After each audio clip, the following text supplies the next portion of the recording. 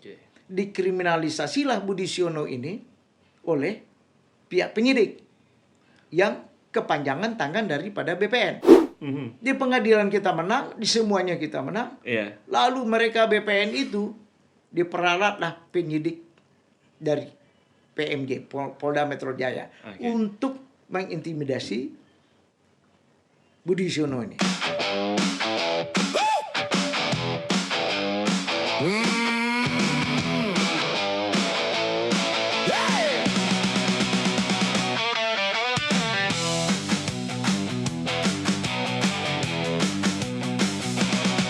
Di jalan tua, bawa lampu kota, Menteng berdiri dengan cerita.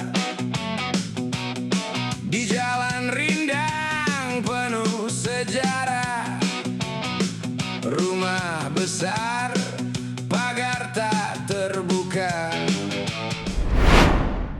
Selamat datang di Menteng Bersuara Paradoks Indonesia. Saya Gilang San. Tempat di mana kita akan membedah suatu kasus secara terang-terangan. Bersama saya sekarang selaku Direktur Eksekutif dari Asta Cita Kerakyatan Merah Putih, Dr. Andes Haji Hasan Basri, SHMH. Selamat datang, Pak Haji. Ya, selamat datang. Baik kabar hari ini, Pak Haji? Alhamdulillah baik. Alhamdulillah baik. Tema kita, topik kita hari ini saya tertarik banget dari awal Pak Haji calling saya. Perihal mafia tanah. Wow. Dari awal saya dapat informasi, Bu. Kita mau ngomongin mafia tanah, Lang. Ayo. Semangat sekali saya. Sebenarnya apa yang sedang terjadi nih Pak Haji? Tiba-tiba Pak kita mau membahas soal mafia tanah. Ya. Kalau kita tarik ke belakang, mafia tanah ini telah membuat kegaduhan di masyarakat. Masyarakat betul-betul tak berdaya menghadapi sindikat mafia tanah ini. Sindikat mafia tanah ini melibatkan seluruh komponen-komponen yang berhubungan atau yang berurusan dengan pertanahan. Ini di setiap lembaga negara, di masyarakat, di tingkat paling rendah sampai paling atas itu, mafia tanah selalu dipengaruhi oleh pemilik modal. Nah, pemilik modal ini berperan penting merusak birokrasi, ya kan? Birokrasi negara. Maladministrasi yang dilakukan oleh pejabat negara itu dirusak oleh para mafia-mafia bandit-bandit yang berurusan dengan tanah-tanah masyarakat. Itu yang terjadi. Contoh kasus dari ini ya yang saya terima ya Pak Haji, Bapak Budi Siono, salah satu korban, ya korban yang sekarang jadi perkara ya di Badan Pertanahan. Nah, ini sebenarnya duduk perkaranya apa nih Pak Haji sebenarnya ya? Sampai ini mungkin bisa dijelaskan kenapa tiba-tiba jadi sengketa?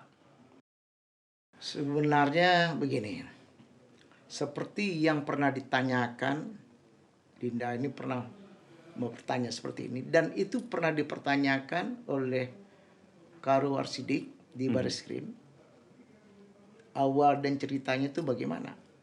Saya katakan awalnya itu adalah si kecil yang lemah bertetangga dengan si pembesar yang berkuasa.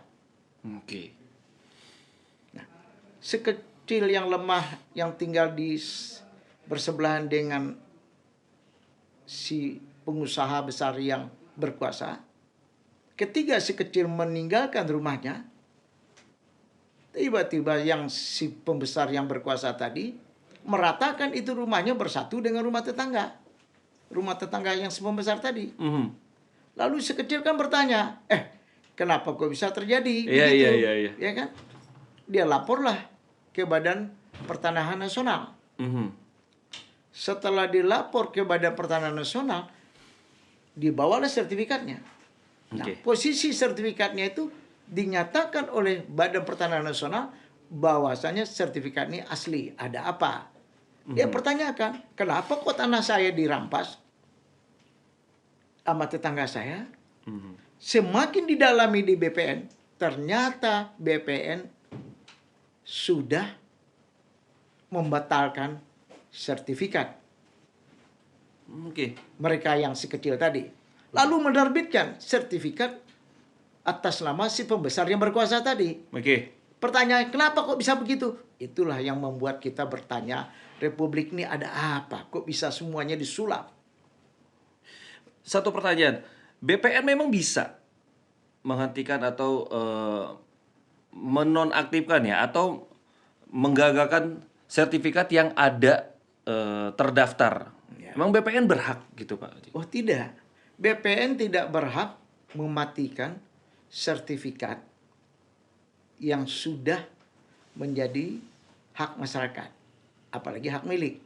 Tapi kenapa bisa? Ya, karena yang tadi itu ada satu kejahatan yang ada di instansi BPN, Mhm. ya, yang merusak BPN, yang merusak hukum, yang merusak negara untuk kepentingan memperkayakan diri sendiri. Mereka akan dibayar. Oke. Mereka Iya, iya, dibayar. iya. Heeh. Seperti itu adanya. Jadi secara aturan hukum ya, Pak Haji, dari kasus pengembangan kasus Pak Haji nih ya yang saya terima, ini kan sudah menjadi putusan yang sudah inkrah ya, artinya sudah ketetapan hukum, Iya. ya. Kenapa masih ada eksekusi yang mandek atau kasus-kasus yang lainnya? Ini artinya ada intervensi nih, kalau ada intervensi artinya ada unsur-unsur yang kita sudah tahu Iya. korupsi Sudah nih. kita tahu, semua tahu lah, ya kan. Sudah tahu sama tahu lah. Jadi begini, almarhum Budi Sono ini pemilik sebidang tanah SAM nomor 60 Rawatrate. Oke. Sertifikatnya dimatikan tanpa sepengetahuannya sama sekali. Ternyata menurut surat yang dikeluarkan BPN, sertifikat itu dimatikan lalu diterbitkan 2 sertifikat pengganti atas nama perusahaan besar yang namanya PT CAM, milik salah satu oligarki terbesar yang seringkali bermasalah di negeri ini. Nah, setelah tahu sertifikat dimatikan, saya sebagai lawyernya, sebagai kuasa hukum, saya gugat BPN di pengadilan. Mhm. Pihak tergugat, Budi Siono adalah penggugat. Tergugat satu itu adalah Badan Pertanahan Jakarta, BPN Jakarta Timur atau Kakantah Jakarta Timur. Tergugat kedua adalah PT CAM, milik salah satu oligarki yang kerap kali melakukan satu perbuatan tercela. Oke. Tidak sekali dua kali Iya, ya. nggak sekali 2 kali. Oke. Udah menjadi bukan rahasia umum lagi. Nah, karena dalam gugatan tersebut, alhamdulillah, fakta hukumnya benar kita jelaskan dan kita bukti konkret dan jelas, sertifikat asli. Lalu keluarlah gugatan tingkat pertama. Mhm. Tingkat pertama itu dalam gugatannya kita menang di Oke. pengadilan. Lalu mereka banding. Kita menang lagi. Mhm. Kasasi. Budi Siono menang lagi. Lalu PK. Mhm. PK yang ditolak. Budi Siono menang lagi. Dan hebatnya lagi, PK itu kan cuma sampai PK pertama. Mhm. Karena berturut-turut sudah menang, BPN mencari novum baru untuk PK kedua. Oke.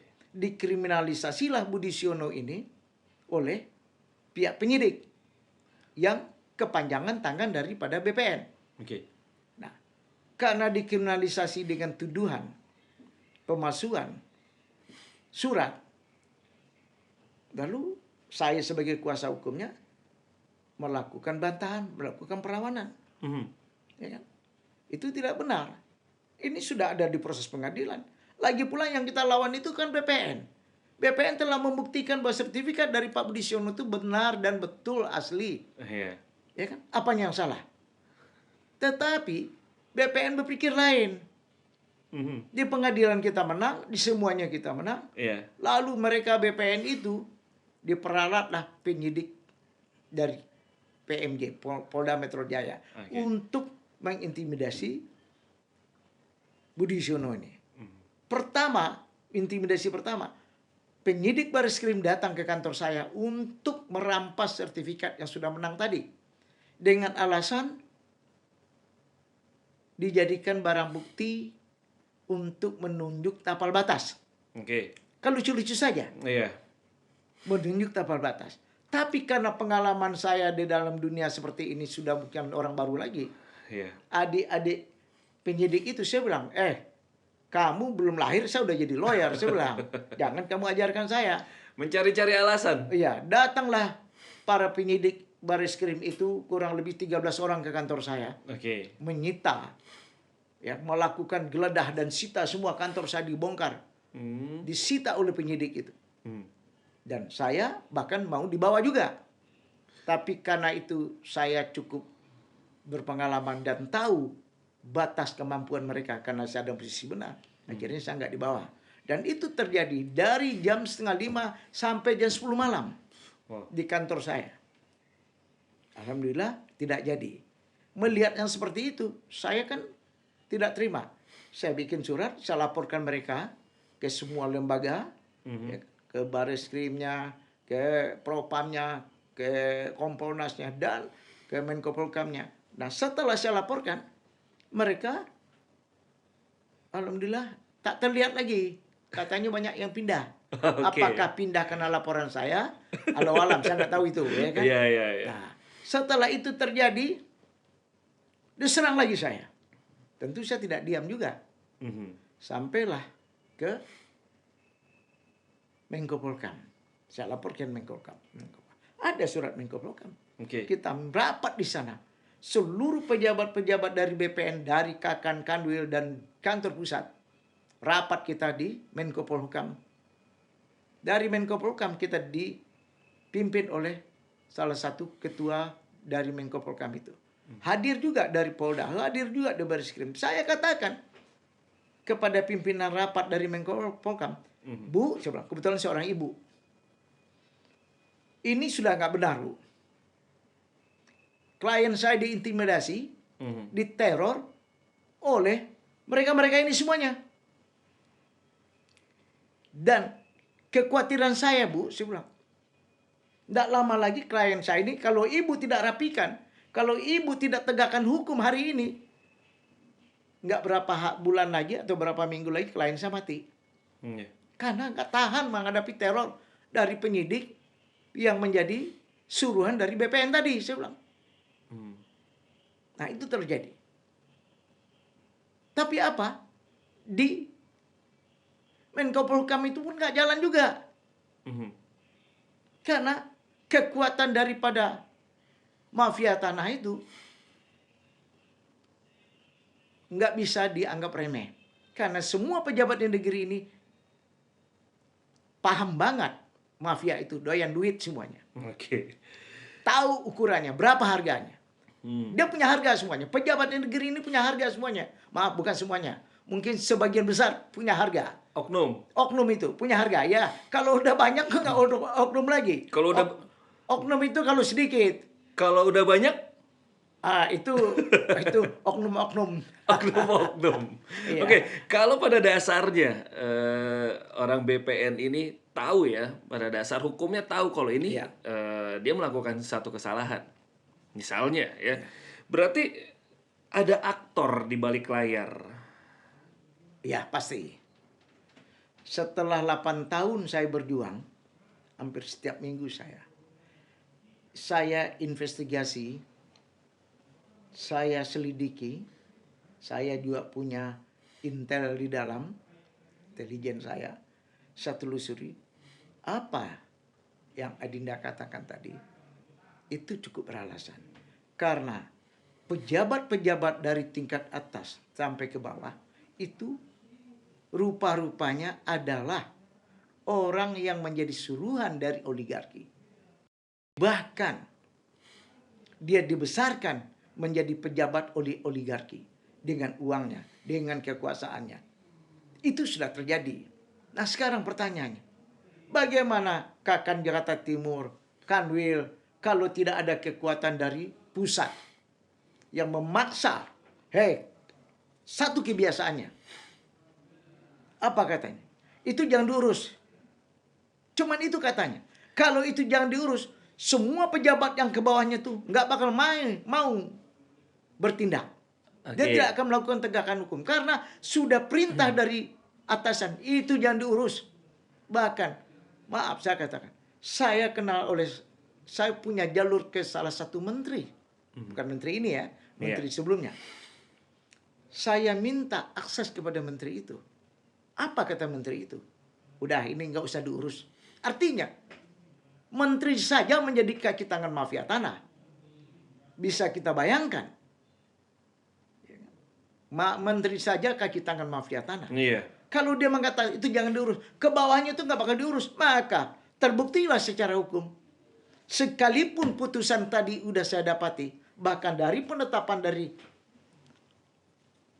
Pengadilan Tun Jakarta, ya, Ketua Pengadilan Tun Jakarta, amarnya menyatakan, terhitung menetapkan ya, mengabulkan permohonan. Saya bacain ya. Ini amarnya. Eksekusi dari pemohon eksekusi Budisiono menyatakan keputusan tata usaha negara yang diterbitkan oleh tergugat berupa sertifikat hak guna bangunan 755 Rawatrate, sertifikat hak guna bangunan 7747 Rawatrate yang disengketakan terhitung 16 Oktober 2025 tidak punya kekuatan hukum lagi. Dan memerintahkan Perintah Pengadilan Tata Usaha Negara menyampaikan penetapan ini kepada pihak atasan tergugat dengan surat tercatat atau melalui domisili elektronik paling lambat 3 hari sejak dikeluarkannya penetapan ini. Apakah penetapan ini dengan didukung oleh putusan-putusan yang lain-lainnya bisa berjalan? Tidak. Karena modus di BPN itu lebih ganas dan lebih sadis. Kenapa saya katakan itu? Saya berpengalaman. Kalau kita mengurus kasus ini, kita surat, ya kan? Surat pertama, kita tanyakan, Pak, bagaimana surat saya yang kemarin? Diterima sama dia. Pak, besok mari Pak. Nanti saya kabarin Pak.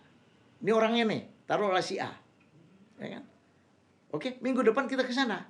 Lalu si A ini kembali menjelaskan. Ya kan?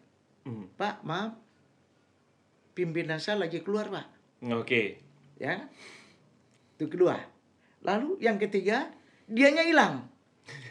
Ya kan? Udah nggak ada. Dia nggak mau keluar. Maaf, Pak. Orang si A-nya sudah lagi dinas ke luar, Pak. Hingga satu orang itu kita diputar-putar bisa 5-6 kali. Kalau setiap minggu kita datang ke sana, berarti 1,5 bulan. Lalu orang-orang dari si A pindah ke si B, itu bisa juga 1-2 bulan, pindah lagi ke si C, pindah lagi ke F. Dia berputar rolling itu. Nah, permainan ini sudah biasa di BPN. Tingkat kakan sampai tingkat kanwil. Bahkan tingkat pusat pun juga begitu. Saya berharap menyatakan kepada masyarakat, modus cara BPN menghindar dari tekanan-tekanan para pencari keadilan, mereka punya cara sendiri. Diatur waktunya, si A, si B, dioleng-oleng seperti pingpong kita dibuatnya. Nah, bisa saja seperti ini kan, bisa bertahun-tahun di kakan itu, bertahun-tahun kita mengurus, ujung-ujungnya naik ke atas. Di kanwil itu bisa bertahun-tahun juga. Dan terhenti di situ. Saya kemarin datang ke kanwil BPN DKI Jakarta. Hampir setiap minggu saya datang. Pertama saya diterima dulu dia oleh namanya Pak Wartomo. Wartomo menyatakan dia ragukan sertifikat ini. Lalu saya pertanyakan, kenapa kok Anda bisa ragukan sertifikat saya ini? Ini kan sudah ada putusan pengadilannya. Udah dicek di BPN. BPN sudah menjelaskan. Kenapa Anda katakan Anda ragukan terhadap sertifikat ini? kebenarannya. Apakah Anda ragukan karena ada sertifikat yang diterbitkan di atas sertifikat orang? Di sertifikat ini orang lain punya 2 sertifikat di Orang atasnya. lain punya juga. Iya. Apakah Anda ragukan begitu? Dia diam. Jadi kalau Anda ragukan sertifikat, berarti putusan ini Anda ragukan juga. Dia diam. Itulah modusnya. Pak Wartomo itu akhirnya menjadi irjen Oke. di Sarinah. Dari Sarinah, saya datang lagi. Ketemu lagi dengan dia. Ini yang dulu di Kanwil ini. Iya. Ya kan? Sekarang di sini. Terpending lagi saya di sana. Diatur sedemikian, dibuat saya pimpong sedemikian rupa. Dia telepon anak buahnya. Ada namanya salah satu anak buahnya. Pak Hasan, dipanggil sama bapak. Dipanggil. Saya jelaskan, Pak, ini datanya. Dia cuma minta data. Setelah minta data diminta. Ya kan? Dia nggak urus lagi. Berkali-kali kita sana. Dia katakan rapat di luar, dia katakan ada urusan di luar, dinas di luar, macam-macam. Kemarin saya datang lagi, saya tanya lagi, kemana? Dia pindah ke Sulawesi Selatan. Kanwil di Sulawesi Selatan. Ini kan ngaco semuanya. Artinya, dari bawah sudah bermasalah, ke atas pasti bermasalah lagi. Saya khawatirnya, jangan-jangan di Sulawesi Selatan itu banyak bermasalah tanah. Ya kan? Milik oligarki. Karena Pak JK sendiri tanahnya yang ada di Sulawesi Selatan itu pun dirampas oleh para mafia tanah. Bisa juga. Ya, fakta hukumnya seperti itu.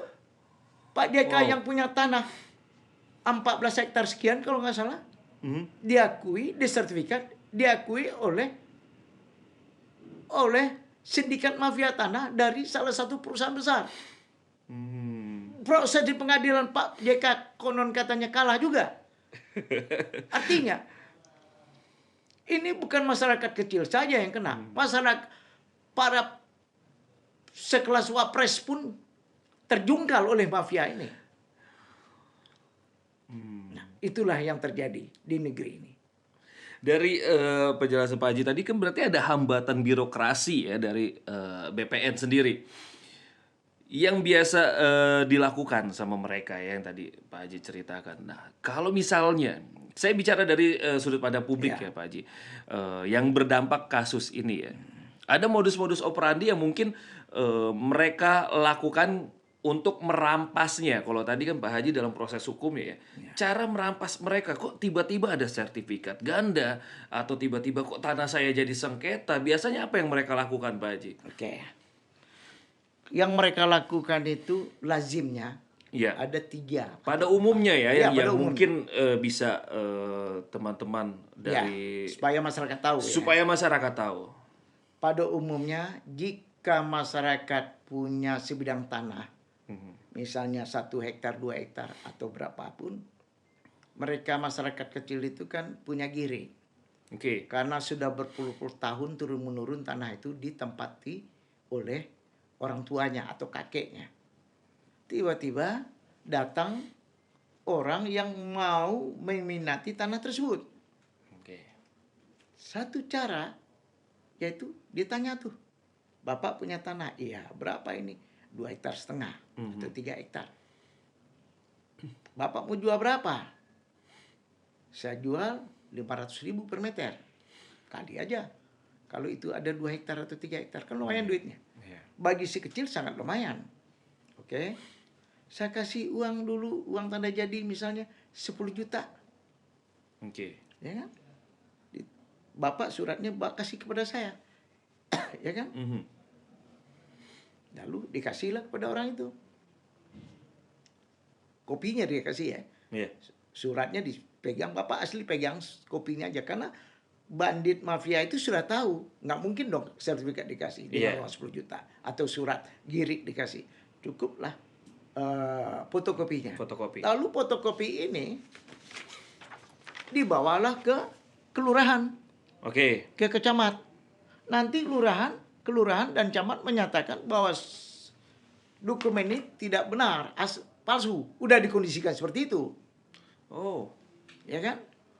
Lalu si pembeli yang sudah kasih, yang katanya beritikat baik tadi, lapor lagi ke polisi, kerjasama dengan penyidik, penyidik ya. Lalu dipanggil tuh bapak yang punya tanah tadi, Pak, Kopinya ada. Bapak yang aslinya mana? Oh, ini aslinya. Ini surat bapak palsu. Kata penyidik. Iya. Ya kan? Keterangan dari apa? Keterangan dari siapa? Dari lurah dan camat. Mhm.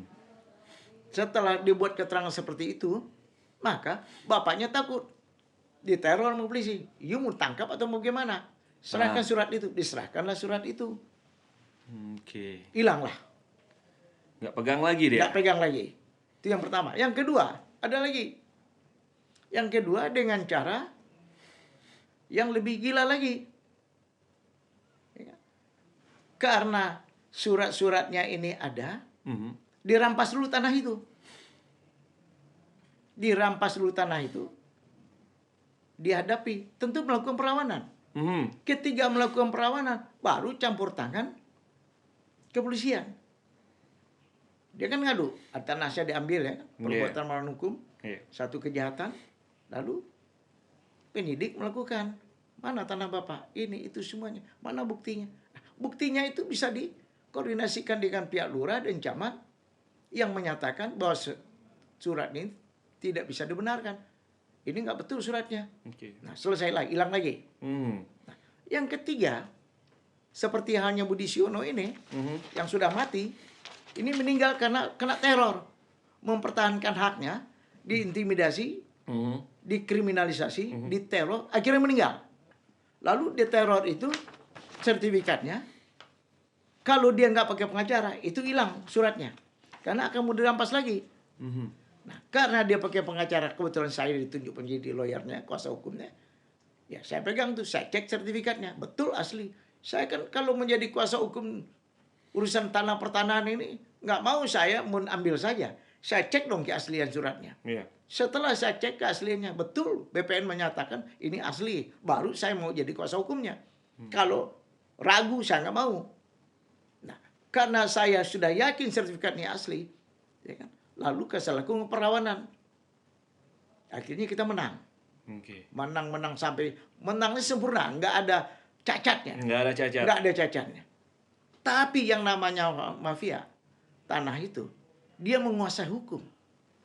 Dia menguasai pejabat. Dia menguasai instansi. Apa yang saya katakan? Saya dari Menko Polkam, dari DPR. Apalagi? Dari semua lembaga negara, KPK. Saya sudah ada, KPK juga sudah saya laporkan. Itu nggak berjalan. Oke. Nggak berjalan.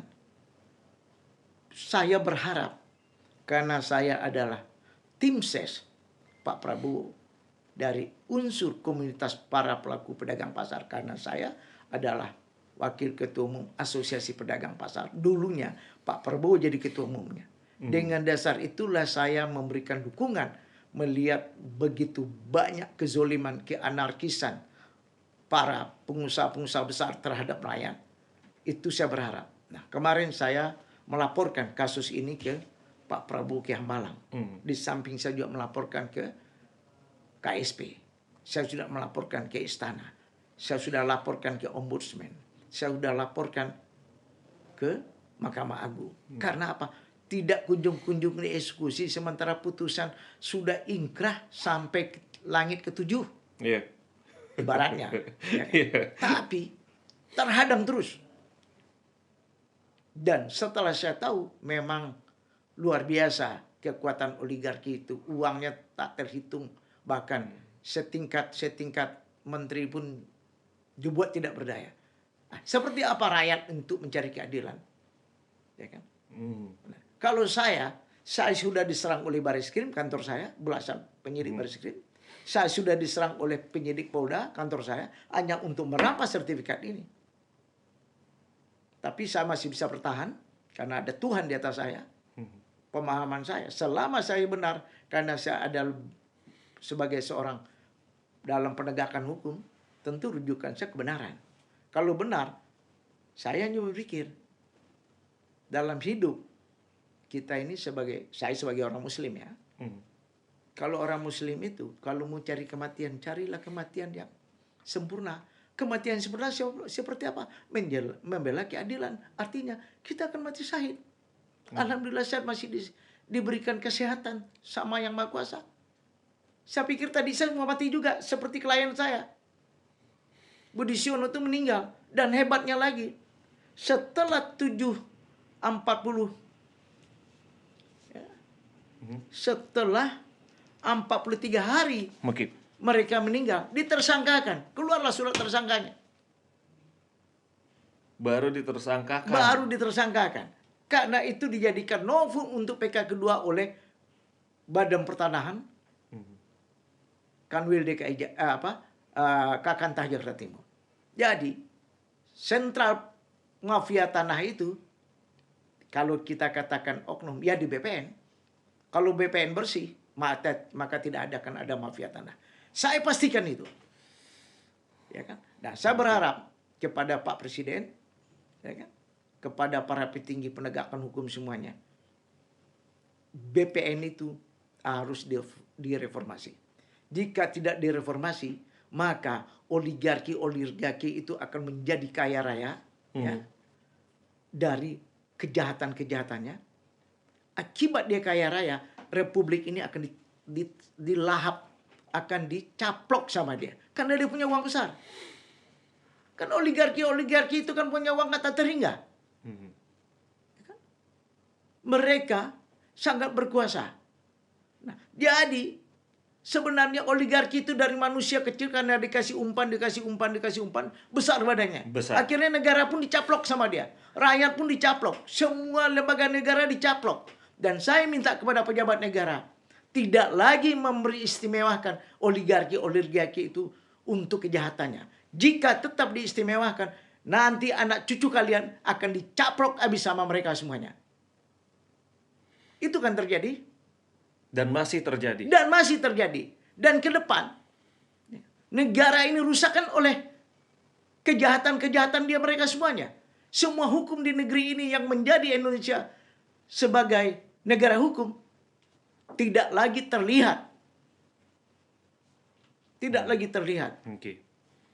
Dan supaya tidak lagi terjadi, Pak Haji ya, artinya berarti kita, tanda kutip ya, si kecil yang menjadi korban, harus ada edukasi lagi perihal ini ya. Bagaimana mereka jika mengalami kejadian yang serupa, teman-teman yang lain ya, kejadian serupa, mungkin Pak Haji bisa kasih edukasi ke si kecil dan sekaligus sebagai closing statement. Artinya satu jawaban.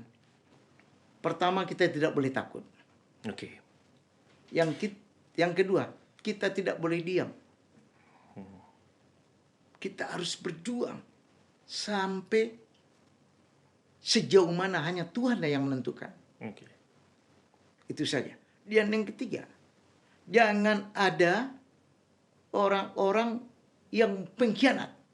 Misalnya pakai pengacara. Pengacara itu mudah disogok juga. Sama juga dengan aparat-aparat di negeri ini. Tapi oknum itu. Pengacara itu cuma sedikit lah begitu. Ya kan? Nah, saya kalau mau disogok, saya bilang, udah nikmat tidur saya. Ngapain saya susah? Tapi saya ditersangkakan. Ditersangkakan membela klien saya dalam posisi yang benar, yang sudah menang pengadilan. Ditersangkakan saya. Kan gila itu. Artinya, saya mau lihat siapa yang mentersangkakan saya. Saya datang itu. Baris Krim saya datangin, Kaluar Sidik saya datangin, semuanya saya datangin. Saya nggak mau peduli. Saya bilang, you mau tangkap saya silakan tangkap. You mau bunuh saya silakan bunuh. Sekalipun klien saya sudah mati oleh tekanan intimidasi dan teror. Siapa biang keroknya? Pusarannya ada di BPN. BPN lah yang mengatur itu semuanya. Kan uang besar. Betul. Artinya, cara berpikir oligarki para konglomerat mafia-mafia tanah itu. Misalnya sebuah tanah. Taruhlah 1 hektar. Nilainya 1 hektar, kalau umpamanya 1 meter itu. Taruhlah misalnya 10 juta. Berarti kalau 1 hektar kali 10.000 kan sekian M. Cukup keluarkan uang 10% atau 20% untuk membersihkan perampasan ini.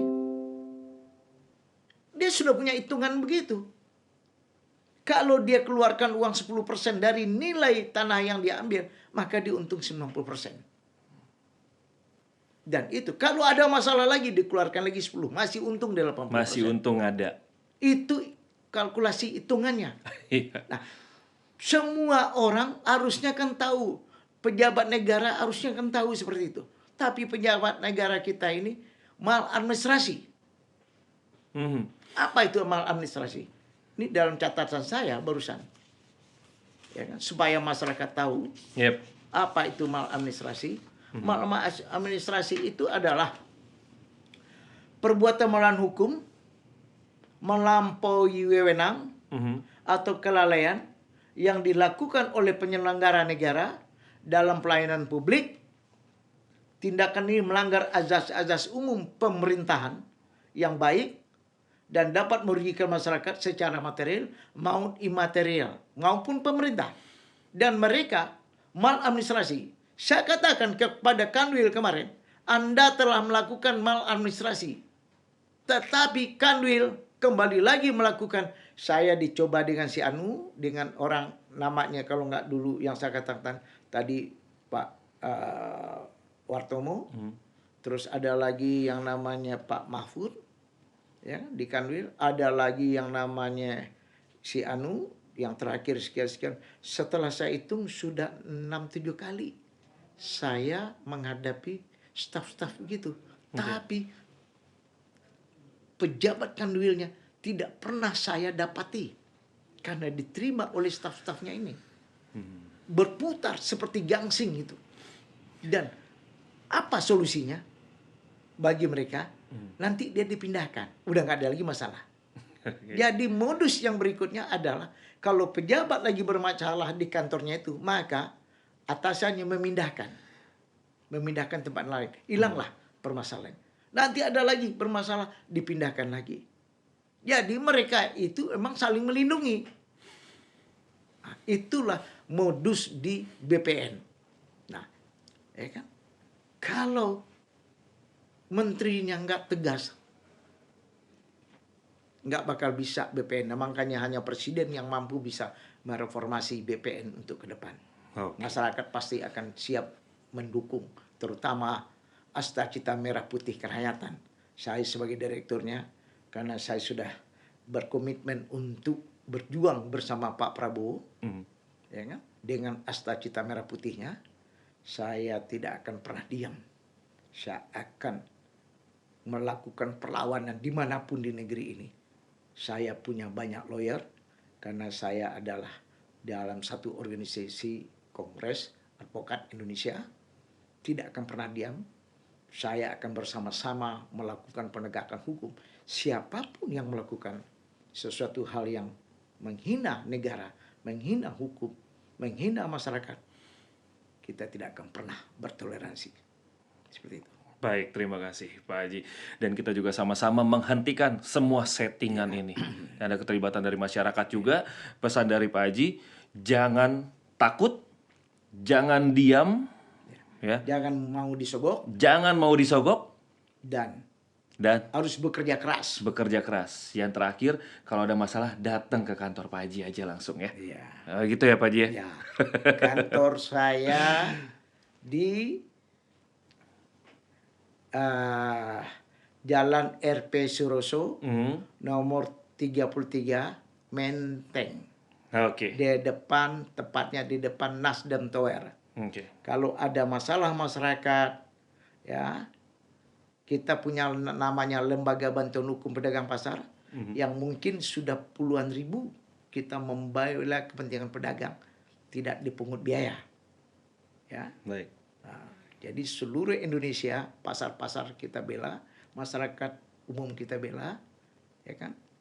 Itu yang kita lakukan. Dan mudah-mudahan menjadi berkah buat saya, menjadi pahala buat saya, dengan tim saya semuanya. Dan mudah-mudahan Tuhan selalu melindungi saya dan panjang umur. Terutama pemirsa sehat, panjang umur, dan dimudahkan rezekinya, dan ditenangkan kepalanya karena menghadapi situasi yang seperti ini.